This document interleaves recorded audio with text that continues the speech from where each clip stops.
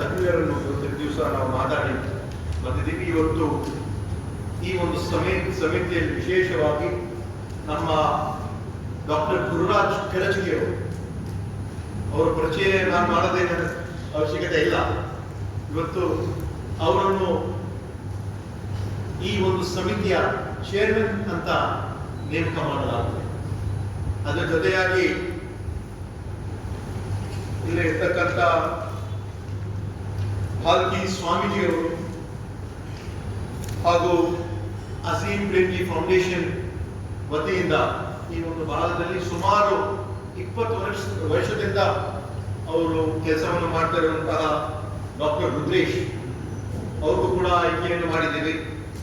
ಹಾಗೂ ಖದೀರ್ ಇನ್ಸ್ಟಿಟ್ಯೂಷನ್ಸ್ ಅವ್ರ ಬಗ್ಗೆ ಕೂಡ ತಾವು ಕೇಳಿದ್ದೀರಿ. ನೀಟ್ ಎಕ್ಸಾಮಿನೇಷನ್ ಬಹುಶಃ ಹಿಂದೆ ತಮ್ಮೆಲ್ಲರಿಗೆ ನಾನು ಹೇಳಿದ್ದೆ, ನಮ್ಮ ಕಲ್ಯಾಣ ಕರ್ನಾಟಕ ಭಾಗದ ಶಿಕ್ಷಣಕ್ಕೆ ಹೆಚ್ಚಿನ ಒಂದು ಒತ್ತು ನಾವು ಕಲ್ಯಾಣ ಕರ್ನಾಟಕ ಅಭಿವೃದ್ಧಿ ಮಂಡಳಿ ವತಿಯಿಂದ ನೀಡಲಾಗಿದೆ.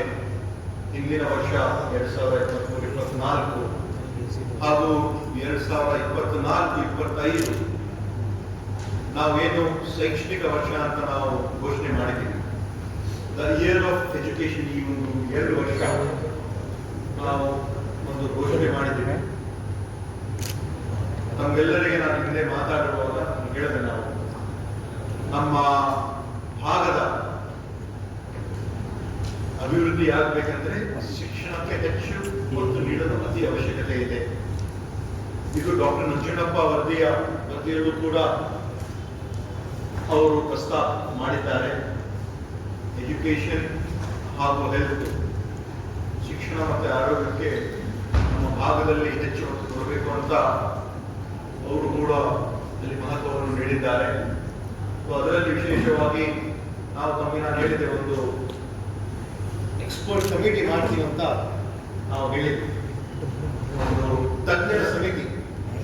ಇವತ್ತು ಶಿಕ್ಷಣ ಇಲಾಖೆ ಹಾಗೂ ಕಲ್ಯಾಣ ಕರ್ನಾಟಕ ಅಭಿವೃದ್ಧಿ ಮಂಡಳಿ ಒಂದು ಸಹಯೋಗದಲ್ಲಿ ನಮ್ಮ ಭಾಗದಲ್ಲಿ ಇರ್ತಕ್ಕಂಥ 7 ಜಿಲ್ಲೆ 41 ಕ್ಷೇತ್ರಗಳು ಕಳೆದ ಒಂದು 10 ವರ್ಷದಲ್ಲಿ ನಾವು ನೋಡಿದ್ರೆ ಶಿಕ್ಷಣದಲ್ಲಿ ನಾವು ಬಹಳ ಹಿಂದುಳಿದಿದ್ದೀವಿ.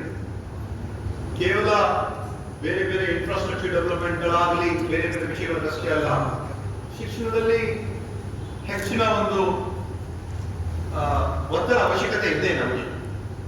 ನಾವು SSLC ಫಲಿತಾಂಶವನ್ನು ನೋಡಿದ್ದೀವಿ, ಸೆಕೆಂಡ್ PUC ಫಲಿತಾಂಶವನ್ನು ನೋಡಿದ್ದೀವಿ, ಸ್ಕೂಲ್ ಡ್ರಾಪ್ ಔಟ್ಸ್ ಅನ್ನು ನೋಡಿದ್ದೀವಿ. ಇದೆಲ್ಲ ಗಮನದಲ್ಲಿಟ್ಟರೆ ನಾವು ಸ್ವಲ್ಪ ಹೆಚ್ಚಿನ ಒತ್ತು ಶಿಕ್ಷಣ ಕೊಡೋದು ಅತಿ ಅವಶ್ಯಕತೆ ಇದೆ ಅಂತ ಇವತ್ತು ನಾವು ನಮ್ಮ ಮಂಡಳಿ ವತಿಯಿಂದ ಹಾಗೂ ಶಿಕ್ಷಣ ಇಲಾಖೆ ವತಿಯಿಂದ ಈ ಒಂದು ಭಾಗದಲ್ಲಿ ಶಿಕ್ಷಣಕ್ಕೆ ಹೆಚ್ಚು ಒತ್ತು ಕೊಡುವುದಕ್ಕಾಗಿ ಈ ಒಂದು ಸಮಿತಿಯನ್ನು ರಚನೆಯನ್ನು ಮಾಡಿದೆ. ಇವತ್ತು 4ನೇ ತಾರೀಕಿಗೆ ಮೊದಲ ಒಂದು ಸಮಿತಿಯ ಮೀಟಿಂಗ್ ಆಯಿತು. ಹಿಂದೆ ನಾವು ಝೂಮ್ ಮೀಟಿಂಗ್ ಮುಖಾಂತರ ಕೂಡ ಸೆಪ್ಟೆಂಬರ್ ಅಲ್ಲಿ ಊಟ ಎಲ್ಲ ಆಗಿದೆ.